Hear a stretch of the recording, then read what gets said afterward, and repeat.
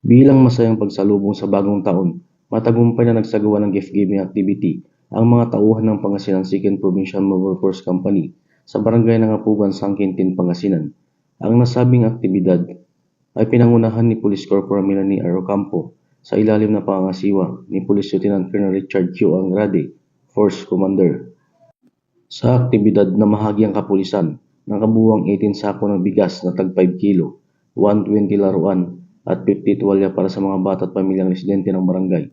Ang simpleng pamamahagi ay nagdulot ng ngiti, saya at pag-asa sa mga benepisyaryo, lalo na sa mga kabataan na masayang tumanggap ng kanilang mga regalo. Ipinakita ng aktibidad na ito ang patuloy na malasakit ng Pangasinan Second Provincial Mobile Force Company sa komunidad at ang kanilang dedikasyon sa serbisyong may puso at malasakit.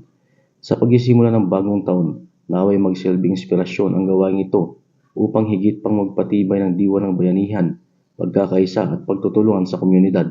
Mula dito sa Picadillo, Ilocos Region, ako po ang inyong Police News Network Correspondent, Patrolman Dennis Carenal, alagad ng batas, tagataguyod ng Balitang Pulis.